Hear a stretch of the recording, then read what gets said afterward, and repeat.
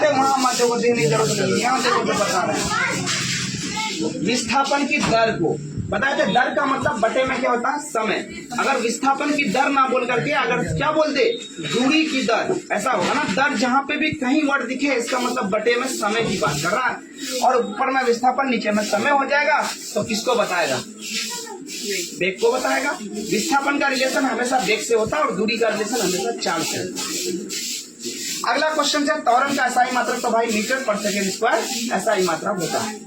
अब आता है दूरी समय ग्राफ की, हमने बोला दूरी और समय ग्राफ। कहाँ दूरी समय ग्राफ है, दूरी समय ग्राफ, ये ढाल है तो ढाल ये है तो इतना बटे ये होगा, तो ये क्या होगा बताओ, दूरी गुना ये बटे ये, तो दूरी बटे समय हो जाएगा, तो क्या निकल जाएगा, चाल निकल जाएगी, निकलेगा। अगर विस्थापन यहाँ पे रह जाए और यहाँ समय रह जाए, बार बार बताए, तो यहाँ क्या निकल जाएगा, बोलो, वेग। विस्थापन बटे समय हो जाएगा, तब क्या निकल जाएगा, वेग निकल जाएगा। ढाल की बात कर रहा है, ठीक है। अब वहां पे बोले थे अगर वेग और समय का अगर ग्राफ प्राप्त हो तो वहां से दो चीज निकलता था, क्या क्या निकलता था, त्वरण की प्राप्त होती थी और कुल दूरी की प्राप्त होती थी, विस्थापन की प्राप्ति होती थी, ठीक है। ये सब पॉइंट धीरे ध्यान में रखो। अगला है एक समान चाल से गतिमान वस्तु के लिए चाल समय ग्राफ समय अक्ष के समांतर एक क्या होता था, सरल रेखा। खाली याद करके तुम लोग क्यों, हमने देखा कि भाई बढ़ते यहाँ थोड़ा बड़ा, फिर यहाँ पे बड़ा, एक समान चाल का मतलब समय अंतराल में बराबर क्या होता है, दूरी में अंतर हो रही है, मतलब बराबर दूरी तक हो रहा है, तब उसको हम क्या होता है, एक समान चाल में कहेंगे। मतलब एक समान चाल का मतलब एकदम यूनिफॉर्मली चल रहा है, ठीक है। अब यहाँ पे यदि कोई वस्तु किसी कहाँ है, वेग समय ग्राफ के नीचे, हमने वेग समय ग्राफ से हमने बताया था वेग और समय, मान के जाओ यही वेग है और ये समय है, ठीक है। वेग समय ग्राफ से किसकी प्राप्त होती थी बताओ, क्षेत्रफल से क्या विस्थापन निकलता था, विस्थापन निकलता था। वेग समय ग्राफ से दो चीज निकलता था, वेग समय ग्राफ के ढाल से त्वरण की प्राप्त होगी और सिर्फ वेग समय ग्राफ से विस्थापन की भी प्राप्त, विस्थापन की प्राप्ति होगी, ठीक है। अब ये सब चीज था।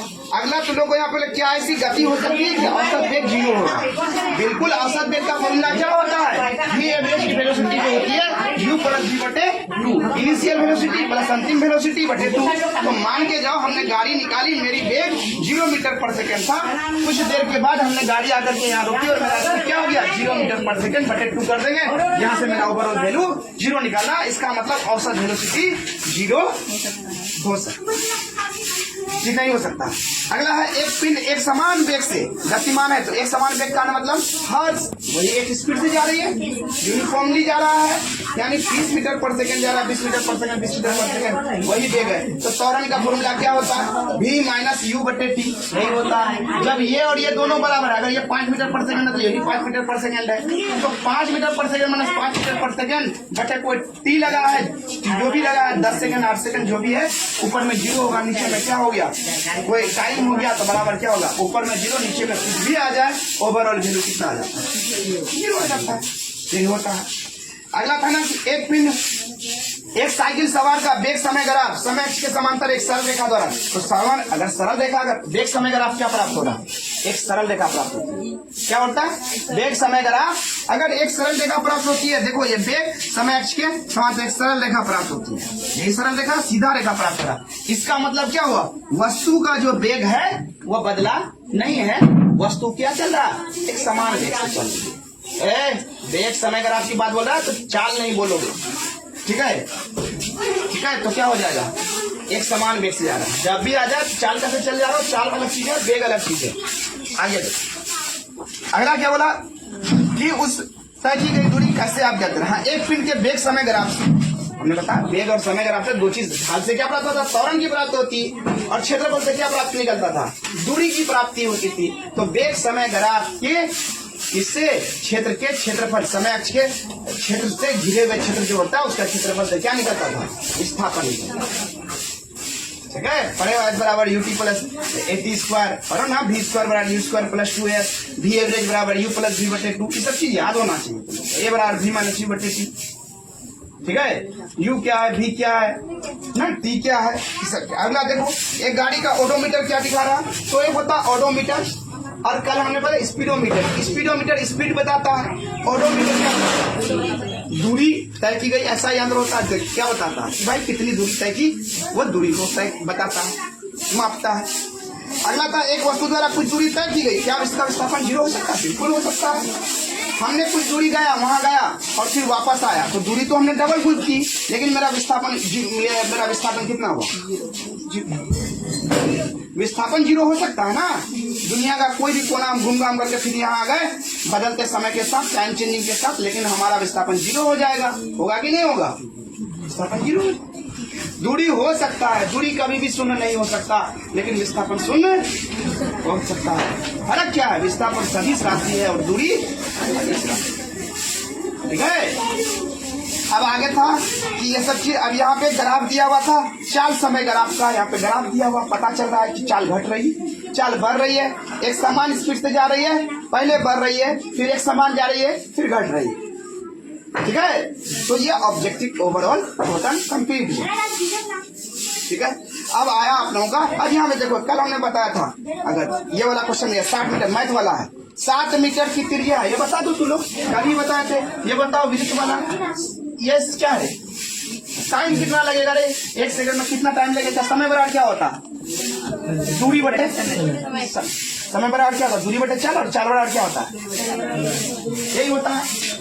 यहाँ पे एक दिया हुआ कि 7 मीटर का दिया हुआ, 7 मीटर से क्या की दूरी पर कोई यह 4 मीटर पर सेकंड की स्पीड से चल रही है। ये क्या है? चाल है। मीटर पर सेकंड तो क्या है? चाल है। वेग इसलिए नहीं कि इसका क्या हो रहा है, गति बार चेंज नहीं हो रहा है। अब इस स्पीड से जा रहा है, त्रिज्या दिया हुआ 7 मीटर। बताओ, हमने बताया था अगर समय निकालोगे तो समय बराबर क्या होता है? दूरी बटे होता है कि नहीं? समय बराबर क्या होता है बोलो? डिस्टेंस बटे टाइम, यानी डिस्टेंस बटे समय बराबर दूरी बटे 4 स्पीड है ना। तो तुम बताओ इसकी दूरी क्या होगा? 2πr होगा। बताया था ना, यहाँ से यहाँ तक की दूरी कितना? 2πr बटे कितना हो जाएगा? स्पीड है 4 मीटर पर सेकंड है। अब 2 गुना क्या होगा? 22/7 गुना 7 तो देवे किया था, है ना? है, बताओ है कि नहीं? बटे क्या हो जाएगा? 4 मीटर पर सेकंड, और मीटर मीटर कैंसिल हो जाएगा, मीटर पर सेकंड ऊपर चल जाएगा तो सेकंड हो जाएगा। अब यहाँ पे देखो 7 कैंसिल, 22 दूनी 44, 2 दूनी 4 और 2 11, 22 कितना हो गया? बढ़ाओ 11, और मीटर मीटर कैंसिल हो जाएगा तो सेकंड हो जाएगा। कितना हो गया? 11 सेकंड। इसका मतलब 11 सेकंड। 7 मीटर का ये है, 4 मीटर पर सेकंड की स्पीड से जा रही है, तो एक चक्कर वो जो लगाएगी वो कितना समय ले लेगा? 11 सेकंड में घूम करके आ जाएगा। समझ में आ रहा? हाँ नहीं जा रहे हैं अभी, नहीं खुला हुआ है, बंद नहीं है। देखो कोई भी क्वेश्चन, देखो अब लघु वाला क्वेश्चन में तुम लोग को बोल रहे हैं तय की गई दूरी और विस्थापन में क्या अंतर है? एक तरफ दूरी लिखो, एक तरफ विस्थापन लिखो। दूरी सदिश राशि नहीं है, अदिश लिख दोगे, और विस्थापन क्या है? सदिश राशि है। दूरी 0 नहीं हो सकता, विस्थापन क्या हो सकता है? 0 हो सकता है। बस 2 फर्क लिख दो, कर सकते हो ना इतना।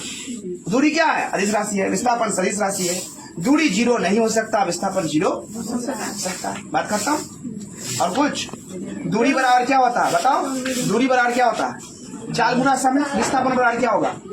फिर वही दूरी है रे, विस्थापन ही दूरी है, लेकिन वहां विस्थापन है। दूरी बराबर 4 गुना समय, 4 की जगह में बेग कर दो तो क्या होगा? बेग गुना समय क्या निकलेगा? विस्थापन निकलेगा। ये दोनों ये फॉर्मूला 3 तो लिख देंगे। अगला क्वेश्चन है, धावक की 25 किलोमीटर प्रति घंटा ये है और साइकिल सवार की चाल 5 मीटर पर सेकंड है। इन चालों में घटते हुए क्रम में लिखो। देखो किलोमीटर प्रति घंटा को अगर मीटर पर सेकंड बनाते हैं ना, मीटर पर सेकंड, तो 5/18 से गुना करते हैं। कितना से गुना करते हैं? तो यहाँ 25 किलोमीटर प्रति घंटा है। क्या है? 25 किलोमीटर प्रति घंटा। ठीक है ना। तो इसको हमको क्या बनाना है? मीटर के, अगला मीटर पर सेकंड, इसको मीटर पर सेकंड बनाऊंगा तो क्या होगा? 25 गुना 5/18। अब ये क्या हो जाएगा? मीटर पर सेकंड। और 25 5 कितना हो गया? 125/18 मीटर पर सेकंड। ठीक है। मोटा मोटी कितना हो जाएगा? 18 8 144 है ना। 18 कर दो, 18 5 90, 18 6 108, 18 8 कितना होता है? 18 5 18 6 108, 18 7 126। 7 में लगभग 6 पॉइंट कुछ समथिंग जाएगा, लगभग 99 पॉइंट कुछ जाएगा। एक की बात है तो लगभग 899 ऐसे कुछ जाएगा, सही जाएगा। 18 7 100 क्या होता है? 126 हो रहा। ठीक है। तो लगभग 0.99 ऐसा चल गया, 6 पॉइंट कुछ। और इसका स्पीड कितनी है? एक का 5 मीटर पर सेकंड। क्या है? 5 मीटर पर सेकंड। और ये आ गया 6 मीटर पर सेकंड। बताओ किसकी स्पीड ज्यादा है? किसकी स्पीड ज्यादा आ रहा है? जो 25 किलोमीटर प्रति घंटा की स्पीड से जा रहा है उसका कि इसका? दोनों का पहले मात्रक सेम करना होता है। किलोमीटर प्रति घंटा को मीटर पर सेकंड बनाने के लिए 5/18 से गुना करते हैं। क्या करते हैं? ये सब तो बहुत क्या समझना है।